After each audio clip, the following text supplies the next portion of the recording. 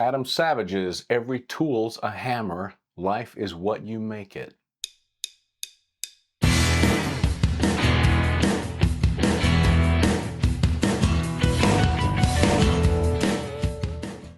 Hi, thank you for tuning into the Tom Bottelsen Show. Yeah, every tool's a hammer, life is what you make it. This is from Adam Savage. I haven't done a book review in quite some time, but this one really affected me, and he as an artist does affect me. The Mythbusters is where I first met Adam Savage, which came out in 2013 and ran for 18 seasons, where they create, build, and test myths that you've once heard, and they have to do these ridiculous things. It's a very entertaining show, and to watch people work with their hands and build things. He started off as a Janie Heineman, as his partner in crime, and before that, Adam worked as a special effects artist and an all-around tinkerer and model maker. He worked for Industrial Light and Magic on the Star Wars prequels and several other movies and commercials, and he's always building a thing. One of his props is in the new Ghostbusters. They asked him to make something. Now it's in the new Ghostbusters, and Adam Savage is now the host of the YouTube show Tested, which is my favorite. It is my favorite YouTube show. I love to watch him build things and talk about movies like we talk about movies. He just nerds out on them and loves the props and things and the creation of making something. And he's the first person who I ever heard use the word maker. And what is a maker? It's just that. It's someone who makes something. If it didn't exist before, now it does exist and you made it, you were a maker. Just reflects from like a writer, a designer, a fabricator, a carpenter, a machinist, all makers. If you make something, and calling myself a maker has been a difficult process to say I make something, but I make this, and when I act, I make things, and when I write, I make things, when I paint, I make things, so maker. So what this book discusses, what it tells us, is what processes does Adam use to make a thing?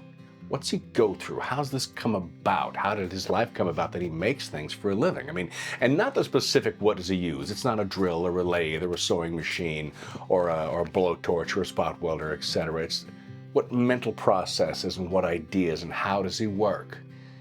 Yeah, it's his habits and other people's habits, friends of his, and other systems that come into play that make you a creative being. Yeah, while being a creative being. That's a weird thing. All right, here's a little quick idea that I got from this book. First order retrievability is 10 pages in this book. 10 whole pages about first order retrievability, and if you're a chef who works in a kitchen, or if you're a mechanic who works in a garage, if you're a fabricator that works in a place, if you're a graphic designer who works at a desk, if you were in a shop, if you use something all the time, it should be the first thing you can grab when you need it. If you're a writer, a pencil and paper should never be far out of your reach. So when you feel creative, you can grab the thing and go. You don't want to have too much setup to do things like that. And I found my use of this all over what I do and where I work off camera. You can't see where my desk is, but specifically as a musician, and not the biggest musician in the world, but I do play instruments now and again. And one I don't play well is guitar, but I love to play the guitar. And I learned this from a guitarist online who said, if you're gonna play, take the guitar out of the case and leave it on a stand, and leave the pick with it, and leave your music stand right next to it, and put a chair right next to that. So when you are ready to go and you get I'd like to play guitar, I don't have to pull out the case. I have to grab it off the top and pull this thing down and get this thing and plug it in. You can pick it up and you can go to town. Because otherwise it could fade that quickly and the inspiration to do the thing will be gone. You want to be able to sit down and do the thing you're going to do. My electric piano has a dust cloth on it. Cloth comes off, 2 switches, I'm playing piano. There's a chair always in front of it. The music stand is always there. When I feel the urge to want to play piano, it happens quickly. That's the first order retrievability in my life. And it's difficult. for a gadget hound like me. And I know a lot of us are. A lot of us are gadget hounds. And if something comes, look at this, it separates into 3 pieces. And then you have to pick that up and separate this thing that goes all in the case. And the case is really nice. And it's got felt lined things and it closes up. It's got positive latches on there. Well, that's hard, because then I can't use the thing immediately and I have to take it and unload it and put it together. Maybe that's not as fun. It should be right there when you need it. So everything in your shop, in your kitchen, on your desk, in your life that you need to catapult you to do the artistic thing you need, put it right there in front of you. That's my paint box over there. That's my paint toolbox over there. And there's nothing in there except the things I need to paint.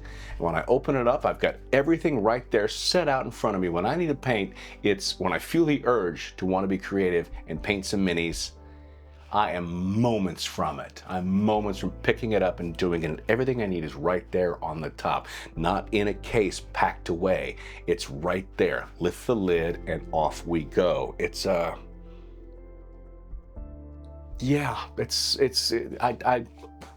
recommend this book. That's 10 pages.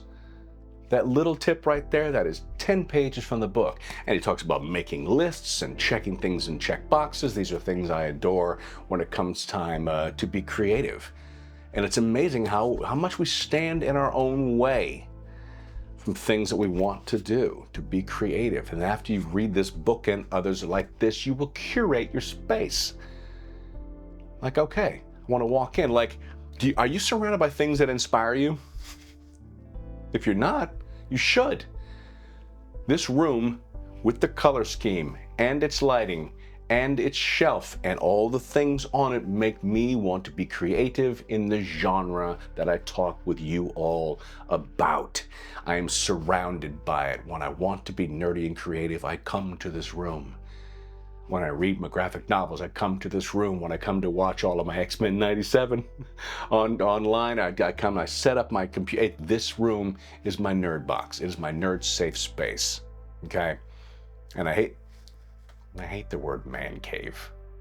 I've always hated that word, man cave. No, cave, fine. Adam Savage calls his space the cave. It doesn't say man cave, it's the cave. I don't know what this room is. I call it the holodeck for a while, but my lady's not adopting that. She's like, I'm not calling it I'm not calling it that. She calls it my office. Here I am in my office, surrounded by my nerddom, ready to get involved with the nerdy things that make me happy. Yeah, Every Tool's a Hammer, Life is What You Make It by Adam Savage will teach you how to curate your space to be more creative. And then you'll get to do it more, and then your life will enrich because you were creative. Yeah, I can't recommend this book enough. It was very enjoyable. He's my favorite content creator on YouTube. One of my favorite artists. One of my favorite artists is Adam Savage. That's true.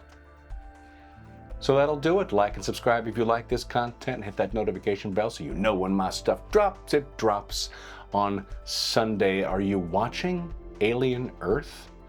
Because I am. And I don't know what's going on exactly. I know they say it falls in the timeline before the first Alien, which I'm like, well, how does that happen? I can't give too much away. If you're watching and you already know, first of all, yes, I'm enjoying it. I'll do a season wrap up once the entire thing is over.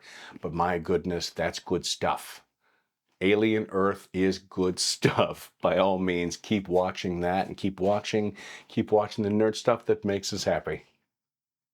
Until I see you next time, as always, peace, love, live long, and prosper.